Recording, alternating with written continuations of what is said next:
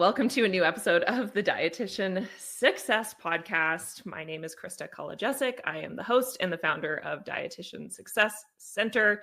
If you are new to us, Dietitian Success Center is a practice and resource library specifically designed for registered dietitians. And in this podcast, I really like to focus on business and marketing skills for dietitians. I like to keep it real, and I like to talk about sort of the day-to-day of what it really looks like for us, a team of dietitians that are running and growing a business every single day, and talk about the challenges, the wins, the things that go really well for us, the things that work for us, the things that are a struggle, the things that we're challenged with.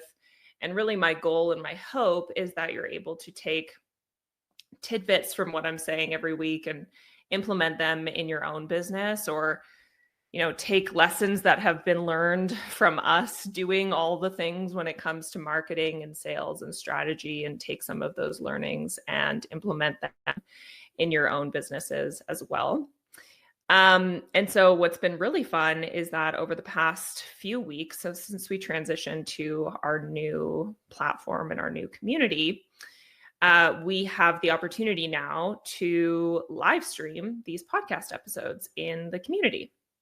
And so what we do is on Tuesdays, I live stream the podcast because I'm recording it anyways. So I figure why not pop into the community and just live record it. This also keeps me accountable to, sometimes we have to build systems into our lives in order to keep us consistent and in order to keep us accountable. And I think and this really ties quite nicely into what we're going to be talking about today, is that, that challenge and that struggle around consistency is something that a lot of dietitians encounter.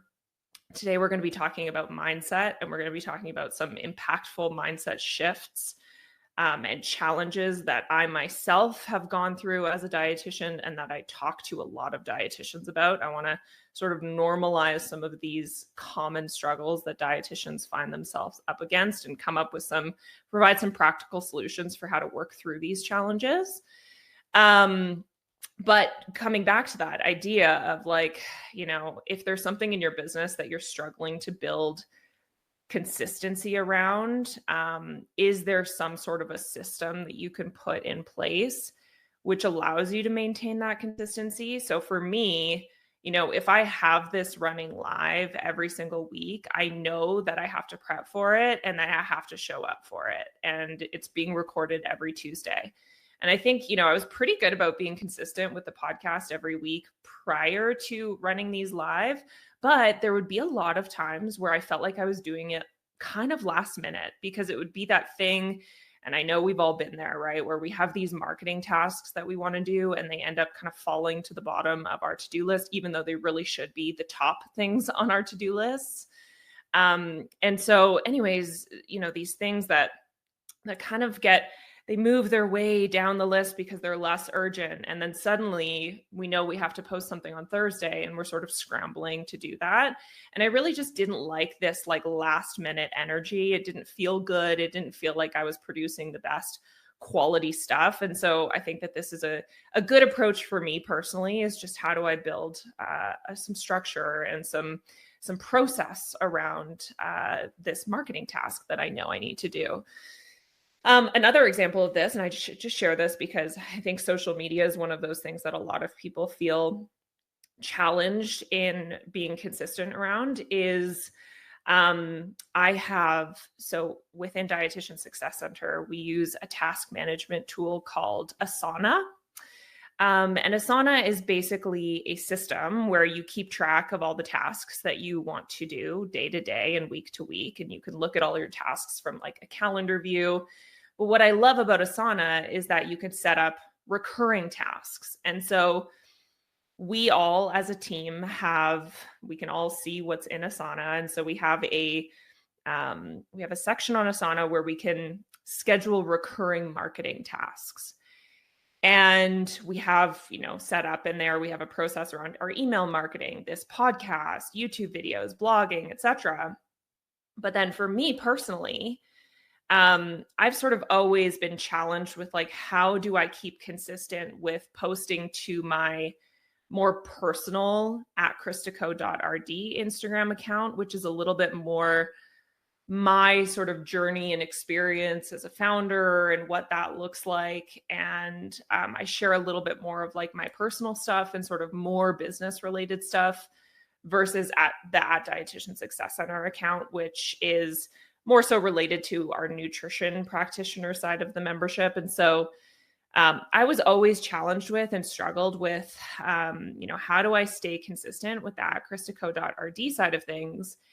And so one of the things that I've built in as we're talking about systems and as we're talking about processes is every Monday in my Asana, I have a recurring task that shows up that tells me I have to post my DSC diaries post. And so what I've done for the last 5-6 weeks is every Monday I do a post called DSC diaries. And it's basically a carousel post that talks about and shows pictures from my highlights over the last week. So what have I been doing? What's been happening in my personal life and my business? And I just share whatever I feel comfortable sharing.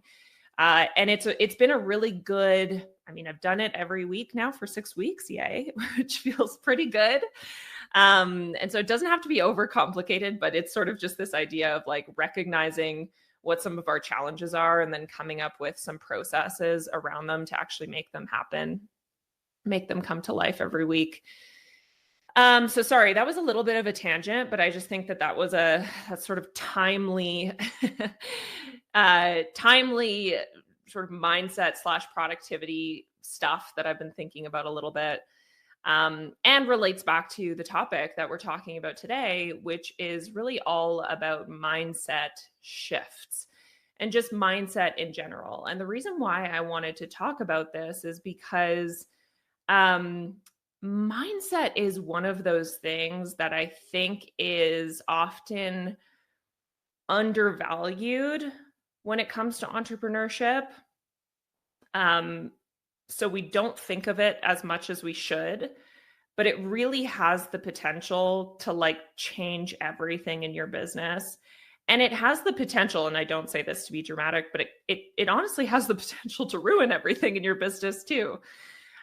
Because when we think about the things that keep us stuck, when we think about the things that prevent us from moving forward, when we think about the things that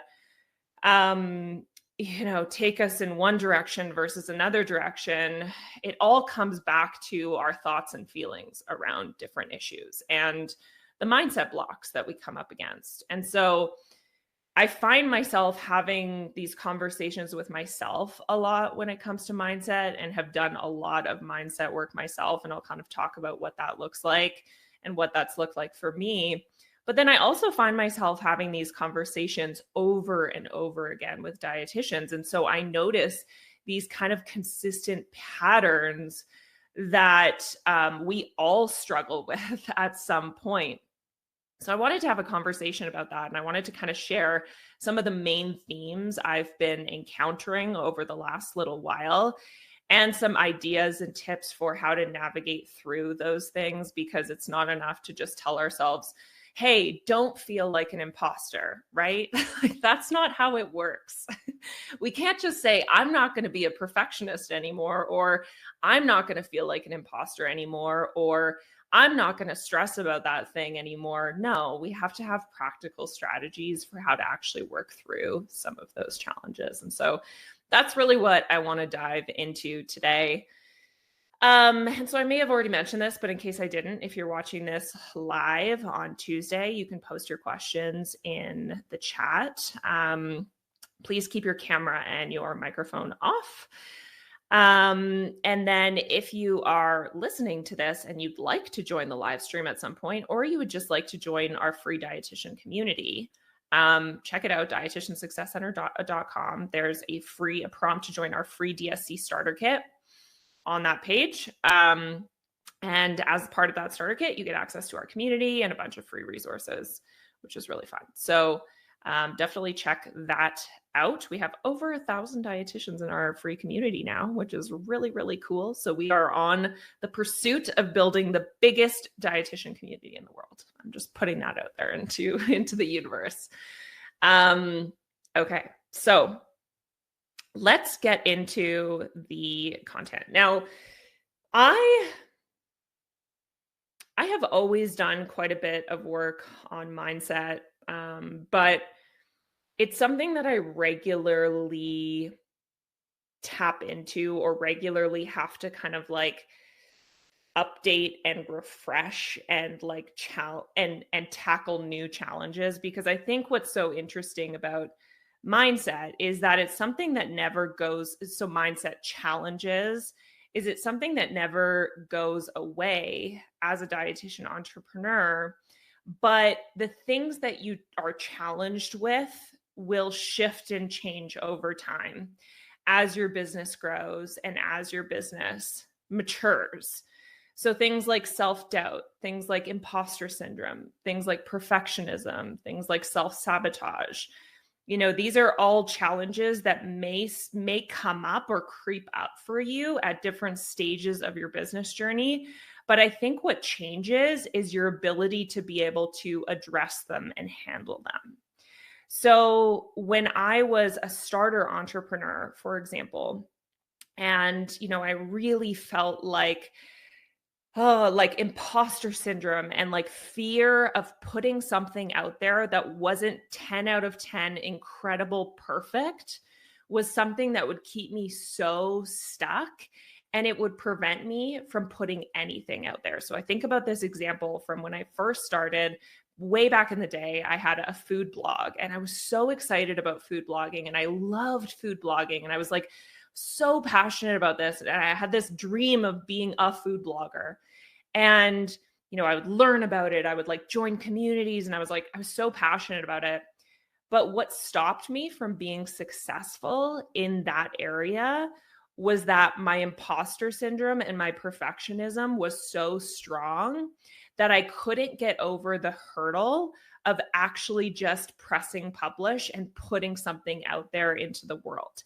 And honestly, I'm sure, because I had so much fear around something not being perfect. And what that really meant is I had fear that I would put something out there and I would put a recipe out there and somebody would, try it and they wouldn't like it. And they would give me negative feedback, or they'd read through my blog post and they would say, that's not right. And they would argue with me, or they would disagree with me, or whatever. And so I let these kind of like imaginary fears of the what ifs stop me from actually getting better. And I think one of the most important things we have to recognize when it comes to business, and honestly anything in life, is that in order to get better at something, we have to put in the reps. We have to just keep doing it and doing it and doing it and doing it. And that's the process that makes us better. It's not the, oh, okay, well, I have this one blog post and I'm just going to like stress about it and tweak it and tweak it and tweak it. I'm going to spend hours and hours and hours and hours and hours on it, hoping to get the absolute perfect product. But then I realized that actually my definition of perfectionism is really a moving target. And so it'll never actually feel perfect. And so then I never put it out there into the world. And this was my pattern for a long time. And I think that's actually really what stopped me. And it's sad when I think back to that person who was, I think I could have done something great there because now obviously it's fine. Like it's all worked out the way it was supposed to. I love what I do now. Glad I'm not a food blogger. But I was sort of in that game at the earliest stages of food blogging, when I think if I had been able to be consistent, it could have really gotten traction and gotten somewhere. And really, it was my perfectionism, and it was my imposter syndrome, and it was my fear that stood in the way of that. Whereas now, and I think I look back on my journey as a dietitian and my maturity as a dietitian and as a practitioner, and these things still come up for me. Imposter syndrome still comes up for me. Perfectionism, not so much anymore, but definitely imposter syndrome, definitely fear. These things for sure come up for me, but they don't stop me like they used to. I'm able to detach from these things more in a way that allows me to be like, oh, interesting. That's my imposter syndrome talking. I now know that my imposter syndrome is sort of like separate from myself. And I can recognize when I'm feeling and thinking thoughts of imposter syndrome and say, oh, is that really true? Or is it just my imposter syndrome talking? And so I think that's the shift that happens, is that you're able to have more objectivity around some of these mindset challenges as they start to come up. They don't keep you as stuck as they once did. So, and so then the question becomes, well, how have I worked on my mindset? How has this been something that, like, how do you get from point A to B? How do you get to the point where you feel like you can work through some of those challenges in a more objective way? And I think it requires, a hands-on approach. So for me, I do what I like to refer to as preventative therapy, which is where I meet with my therapist once every 2 weeks. And instead of talking about something that's going wrong, we talk about, how do I continue to improve, and how do I continue? I think often, the narrative around therapy is that we only seek therapy when something is not going right, or we're challenged with something, or we're struggling with something. And I've tried to really shift my own perspective around that, to be like, oh no, I actually feel really great, and I want to continue feeling great, and I want to continue to excel, and I want to continue to do better. And so what that means for me is every 2 weeks, I have a standing meeting with my therapist, and we talk about whatever mindset stuff I have that I want to talk through. And it's always so incredibly helpful. I also read a lot of books, we'll talk about one of those books today.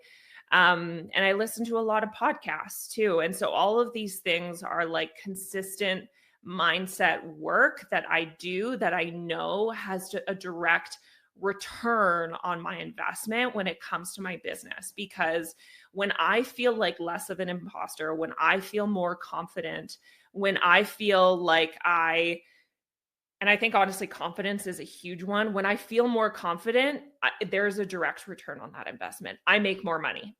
Truly, like, the business makes more money because I have more belief in what I'm doing and what I'm offering. And therefore, I'm able to talk about it in a different way.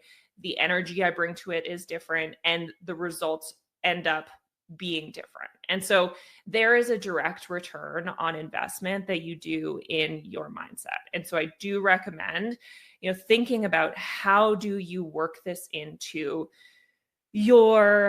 how do you work this into your weekly routine? And then another thing that I've done as well is, and if you've been listening to the podcast for a while, you know that I have been working on my ICF level 1, so that stands for International Coaching Federation level 1 coaching certification, which is basically, so ICF is sort of like the international quote unquote governing body for coaching, which is an unregulated industry. So it's sort of a way to add a little bit more like rigor and regulation around an unregulated industry. But basically what ICF does is it like teaches you how to become a better coach. And as part of that, there's so much mindset stuff that goes into that. And so that's actually going through that process and that program. That's also been a pretty big game changer for me in terms of mindset shifts and how I look at mindset and the importance of working on mindset. So just some tips there. But let's get into 5 mindset shifts that have been impactful for me, and then they've come up in conversations that I've had with a lot of practitioners as of late. And they're things that tend to come up for dietitians regularly. And so let's get into those. And so I'll name them all high level, and then we'll get into each one in a little bit more detail. So the first one I want to talk about is the let them theory and fear of people's judgments. So we're going to start there. Number 2 is that clarity comes from action, not over analysis or over analyzing. Number 3 is treating our offers like version 1 of 100. Number 4 is keeping the main thing, the main thing. And then number 5, I'll talk a little bit about the passive income myth. All right, so let's dive in.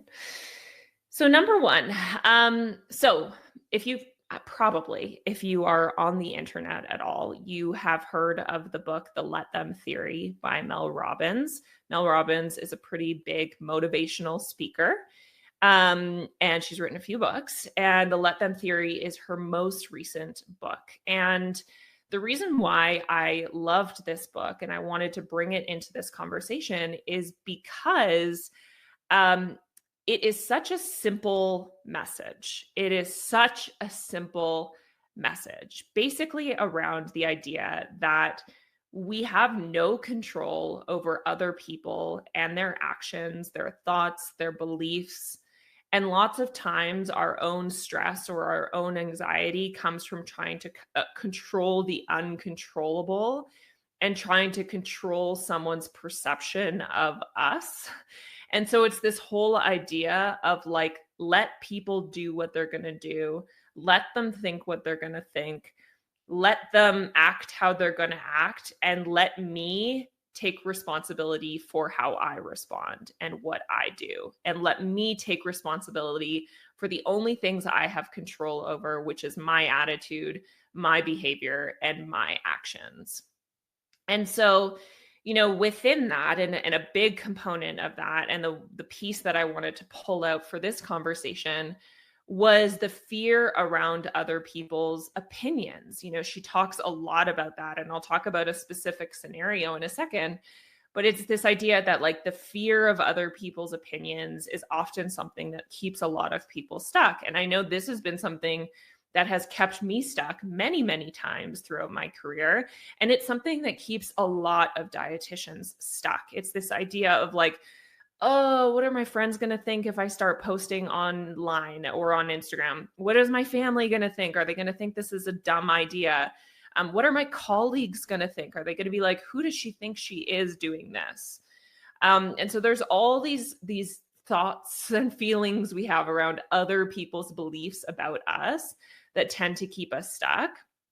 And one of the things that from the book, and I think this was the thing that stuck out to me the most, is when Mel Robbins, and again, I recommend reading this book, but I'm going to pull out this one little piece because I think it was so impactful.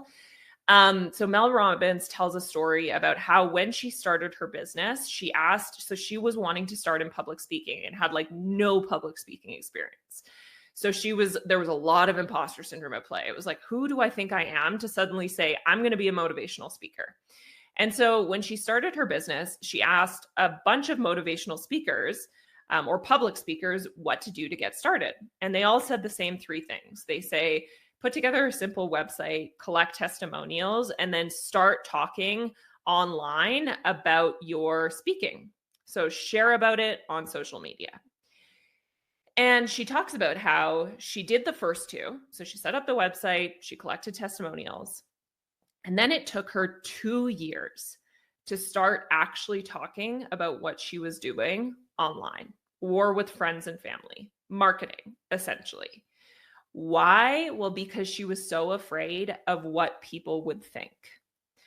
And so this was the section of the book. This was sort of the couple sentences of the book that I loved the most. So she says, I would start to feel worried about other people's negative opinions. Does this sound too arrogant? Is this professional enough? Will my friends think I'm full of myself? Should I start a separate account from scratch so I don't even have to worry about my friends and family seeing, what I put out there into the world? I would then convince myself that it wasn't worth it to post. You want to know why? Because I burned through so much energy trying to craft the perfect, most compelling and marketable image and caption, something that would both promote me and ensure nobody would think a negative thought about me, that I exhausted myself. And I just thought, whoa, that is just the most perfect characterization of the biggest mindset challenge that tends to come up when we are thinking about marketing and when we're thinking about talking about our businesses online and when we're thinking about sharing what we have with the world, right? It often comes back to fears of other people's opinions. And One of the things that I've done that has really helped me work through this challenge, and so there's a couple things here. So the first thing is that, if you were to look back, so let's say 50 years from now, or however many years from now, when you are an old woman or an old man, you are in your elder years, you're in your 80s, you're in your 90s. Think about that version of yourself, and think about that version of yourself looking back on who you are today. And ask yourself, how would it feel to be that old version of myself, thinking back to me right now and thinking, oh, wow, I can't believe she didn't do that because she was so afraid of other people's opinions. Or I'm so glad that she didn't pay attention to other people's opinions and just did what she wanted to do. And so I think about, like, what do I want to feel when I look back on my life when I'm an older person? And I want to feel like I did everything that I could, and that I really followed my purpose and my passion, and that I lived my life to the fullest extent. And for me, that means unapologetically doing what I want to do, regardless of how other people feel about it. And then another piece that I really like too, and this was something, and honestly, I can't remember which podcast it was that I was listening to, because I listen to so many podcasts every week. And I do that because I like to bring business lessons back to you all in this community. I listen to the business podcast so that you don't have to. But it was this whole idea that, like, and so these two guys were talking about creating content, and they were talking about this idea of like the 60-20-20 rule, which is basically that, like, whenever you put anything out there into the world, content wise, whether it's social media content, blog, whatever, whenever you're sharing your thoughts, your opinions, 20% of people will always love you no matter what. Like, they will just love what you have to say, and they will feel, they will be your true supporters. They will be the people that like everything you do, comment on everything you do. Like, they will just be there for you. 60% of people will feel sort of neutral about it. They'll be like, oh, that's great. But they're not showing up for you necessarily to like comment on your posts or share your stuff or whatever, but they feel fine about what you have to say. They're in this neutral zone. And then 20% of people will disagree and may not like what you have to say and may have judgments about what you do. So if that rule exists all the time, no matter what you say and no matter what you put out there into the world, well, you might as well put stuff out there into the world because it's always going to exist. You're never going to win over that 20% of people that don't like what you have to say. And so, I think that was a really good reframing as well for me. So yeah, that was number one, is this idea of like let people think what they're going to think. I have no control over that. Let me do what is going to make me feel the most proud in my life. Okay. So that was number one. Number two is that clarity in business comes from action. It doesn't come from over analyzing. So I see this a lot with dietitian entrepreneurs. And I often see this the most in the beginning stages of business when we're just getting started. And it's this idea of like, I need to have everything figured out and I need to have complete clarity before I can just get started and before I can put my first offer out there and I can start making money. And so there's been a few conversations actually that I've had over the last few weeks, and I'll sort of share generally about what this has looked like so that if you find yourself in this position, we'll come up with a practical approach for you. And we'll also talk about it in the growth phase too, because it can very much come up in the growth phase too. But so for the starter entrepreneur, oftentimes what this looks like is it looks like thinking a lot and overthinking about who your target audience is, if it's the right target audience, if it's too big, if it's too small, if it's too niche, if it's not niche enough, or I'm fearful of choosing this niche. I feel like an imposter. Who am I to decide that I'm just going to be a subject matter expert on this niche? Am I even a subject matter? Maybe I should try something else. Maybe I should do what somebody else is doing because it feels like it looks like they're successful. Oh, but wait, there's many other dietitians that have this niche. And so is it oversaturated? So there's all these questions coming up. And then that often then leads into, and maybe you have actually chosen a niche out of that. And then there's this like feeling of, okay, my website needs to be set up and it needs to be absolutely perfect before I can put it out there into the world. I have to craft a beautiful, incredible signature program that nobody can say no to. And it has to be amazing. And as part of that, I have to create a course and I have to create all these resources and I have to create this incredible thing that I'm going to put out there into the world.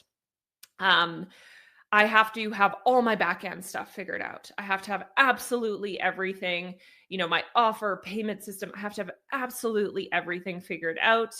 And therefore, all of these things need to happen before I'm going to tell anybody what I have going on and before I tell anybody about my business.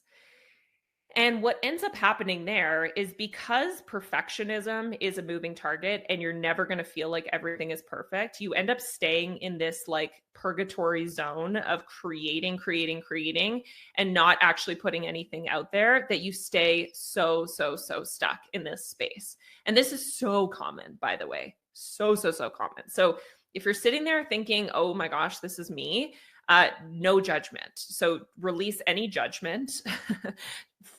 Release any judgment that you feel about yourself for this, because it's sort of this like zone where we have to move from creator into doer. So like I've created all this stuff, which feels really fun and safe. And like I can't get judged for this because I'm just on my computer and I'm like doing my creative stuff, which I love. And actually putting yourself out there into the world and putting your offer out into the world is so scary because it comes with rejection. It comes with other people's opinions. It comes with all of this baggage. And so we often stay in this like fun, comfy, creative zone. But in order to actually have a business and not just an expensive hobby, we have to move into that action phase. We have to do it. We absolutely have to do it. And so we have to make that move. And I think so what this all comes back to, and what I'm trying to reinforce here, is that clarity actually comes from action. It doesn't come from overanalyzing. So if you have all of these questions around, is this the right niche? Is this oversaturated? Does it make sense? What should I do here? I don't really know. What should I create? I don't really know. The best thing to do is actually to put out what we call the MVP, which is the minimum viable product, the simplest version of what you can offer, and start testing it and seeing how that goes, and then continuing to change and iterate over time. So what this looks like, and so if you are in this position right now where you're sitting there being like, I need to have all my ducks in a row in order to get started, what I want you to do is I want you to put together a super simple offer. I don't care what you do in your business, if it's private practice, if it's consulting, if it's corporate, if it's freelancing, I don't care what that is. Put together the simplest version of what you can offer. And then I want you to send an email out to your friends, your family, and your colleagues that says, hi, I just started my business. With my business, I'm going to be doing X work. Here are all the ways I can help to support you, or here are all the things that I can do as part of this business. Working with me costs $150 an hour. If you're interested, or if you know of people who are interested in nutrition, coaching, services, whatever, please send me an email and put your email. Like literally that simple, and see what happens. See what happens. See how people respond. This is your lowest hanging fruit. because, and I just want to say that I've done this and it has worked for me. So as part of my ICF, I had to do some nutrition coaching as part of that. And so this is literally what I did is I was like, well, I guess the lowest hanging fruit would be to, okay, well, what do I know about when it comes to nutrition? Okay. So personally, I have experience in endurance training and athletics and have done triathlon and long distance running and trail running myself. And I know that world quite well. And so I feel like I can offer nutrition coaching in this area. And so it was literally as simple as like, hi, everyone, I'm going to be offering some nutrition coaching for endurance training. Here are all the ways that I can help you. Here's what it costs. If you know of anybody who could benefit from this, or if you could benefit from this, please let me know and send me an email. And here's how we can get started. It was that simple and it worked. So it's really just, we don't have to overcomplicate it. The most important thing is that we have the opportunity to get started and to start testing and to start learning. So clarity comes from action. It does not come from overanalyzing. And this applies to the growth and the scaling phases of business as well. We really need to just treat our businesses like one big science experiment and never feel like we are fully there in terms of the final destination, right? It is always a testing and learning process of like, hey, and this is often something that comes up when I'm working with dietitians is like, oh, but should I really do that on Instagram? Because I don't know if it's going to work. Oh, well, the only way to know if this is going to work is to actually try it and get data to say, yeah, it works, or yeah, it doesn't. That is actually the only way to get answers in your business. And so we should just be in this constant pursuit of testing and learning.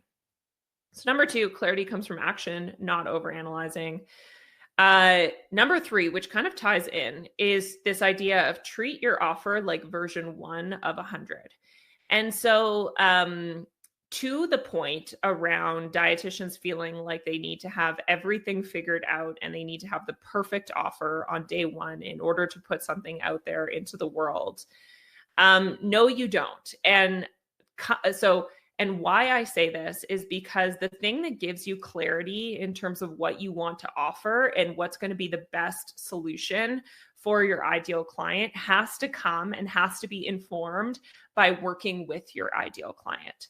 So for example, if you, and I've seen this before too, and this is why I always kind of caution against this, is like, people getting started with a big, bold signature offer that includes things like an online course component when they haven't actually worked with their ideal client much before.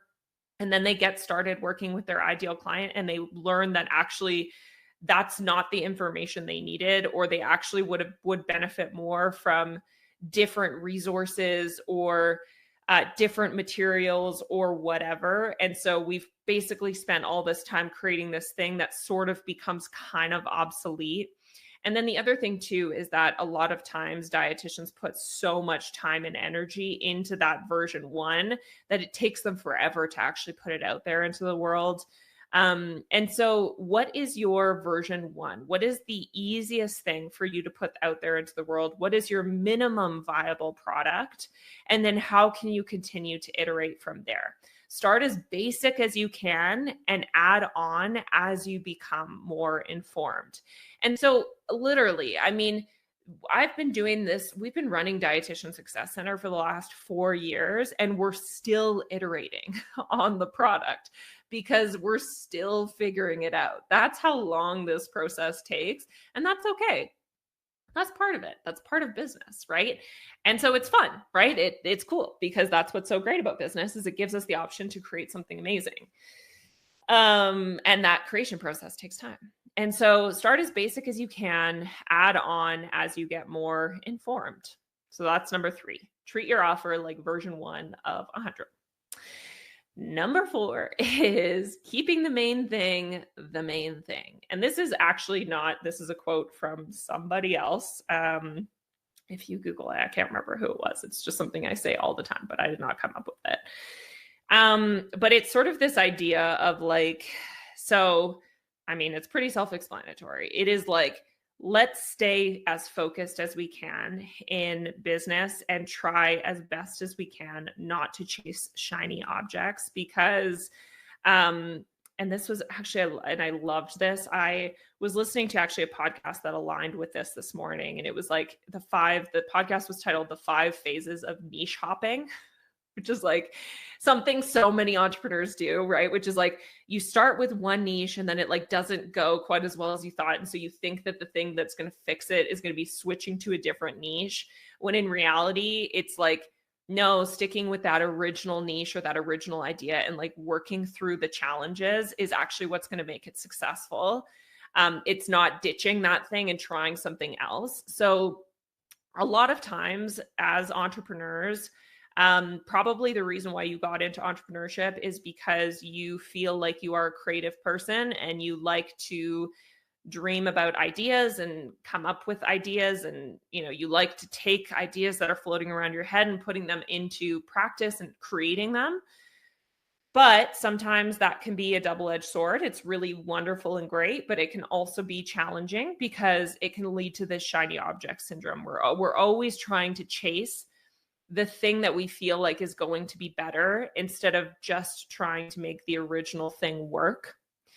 And so sticking with the original thing is what is going to make you successful. Because like I said in the last one, treat your offer like version 1 of 100 is that like, if this original thing that you started doing isn't working perfectly for you right now, there are hundreds of iterations and tests that you can do with that offer to make it work.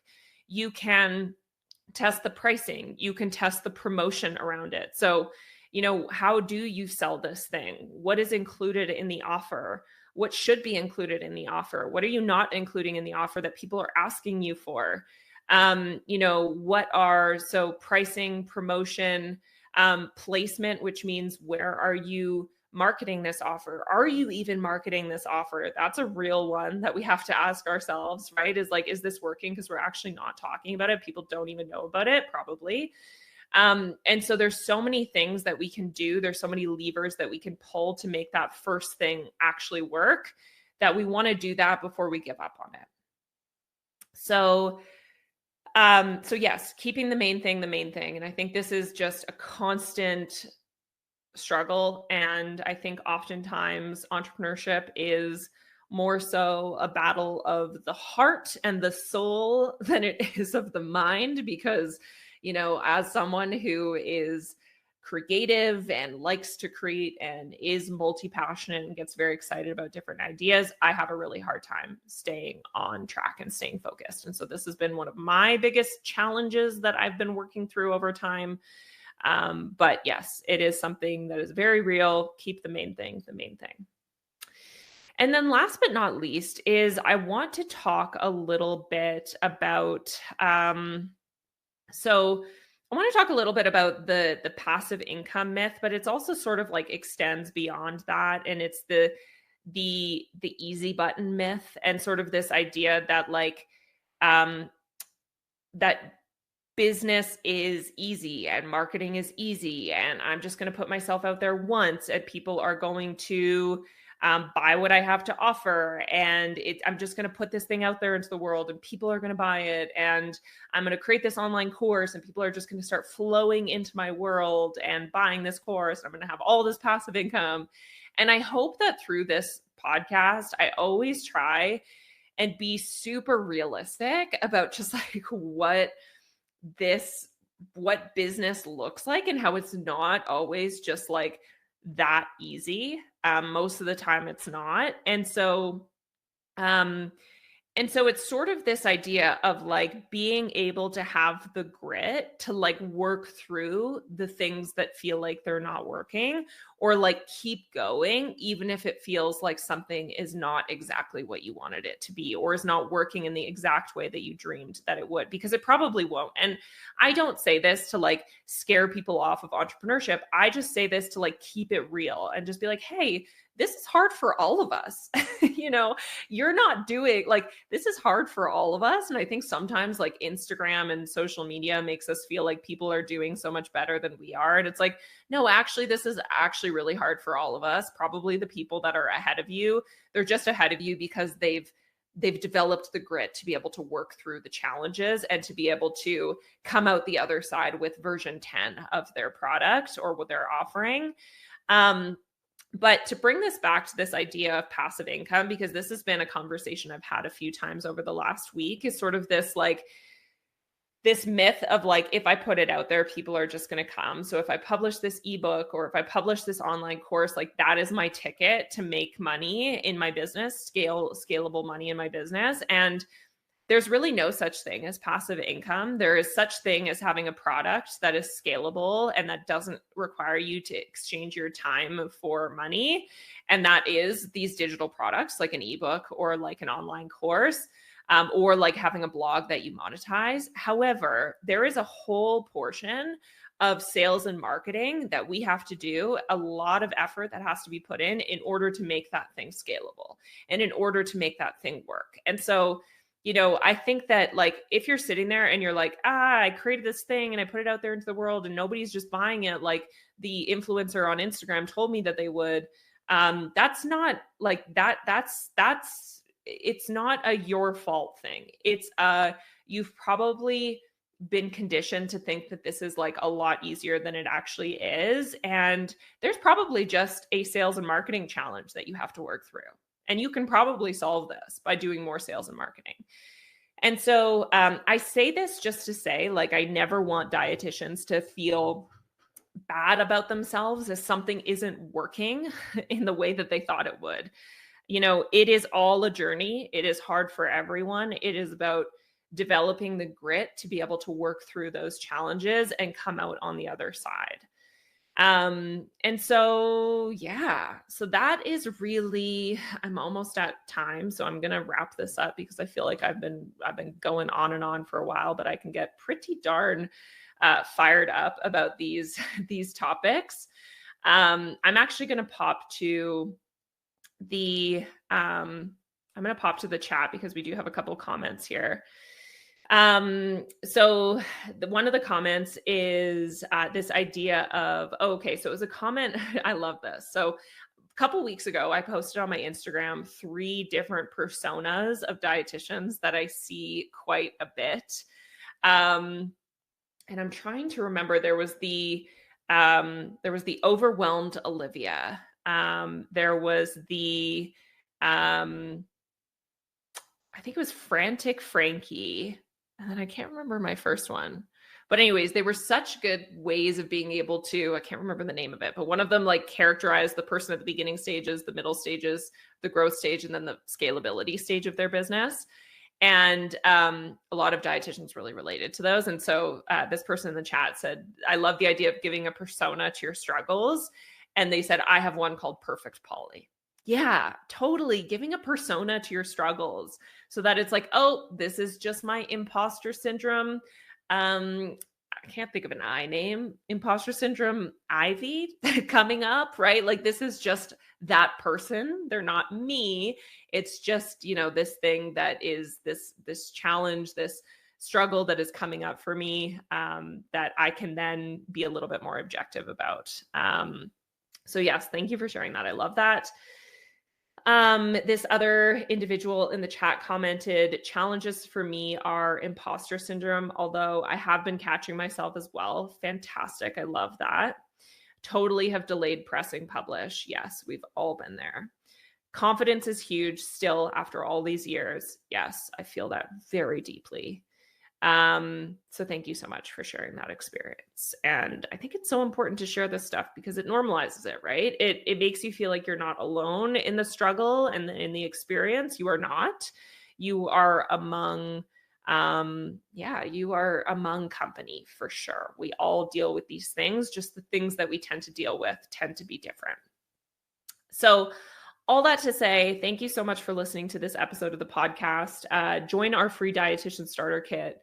with that, you get access to our free dietitian community. You can join over 1,000 dietitians in our community. It's an awesome space online. It looks a little bit like a Facebook group, but I like that it's not on Facebook because it's a different platform. It is unique. It is really cool. There's like badges that you can earn for commenting and interacting with content. There's a leaderboard. There's just like so much fun stuff happening in there. So many great conversations.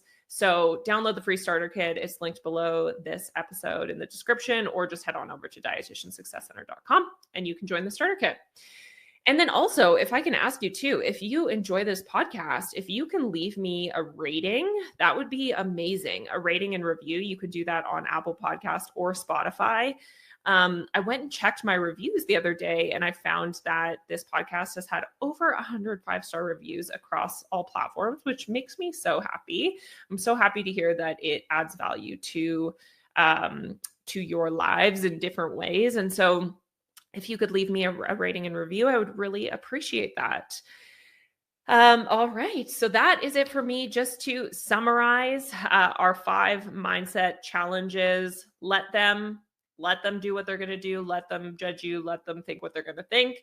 And then let me do what I'm going to do and take the action anyways and do what I want to do anyways, because I know it's going to make me happy and fulfilled. Number 2, clarity comes from action, not overanalysis. Number 3, treat your offer like V1 of 100, version 1 of 100. Number 4, keep the main thing the main thing. And then number 5 is the passive income / easy button myth that comes with business. All right, everyone, thank you so much for listening. Have an amazing week, and I will see you in the next episode.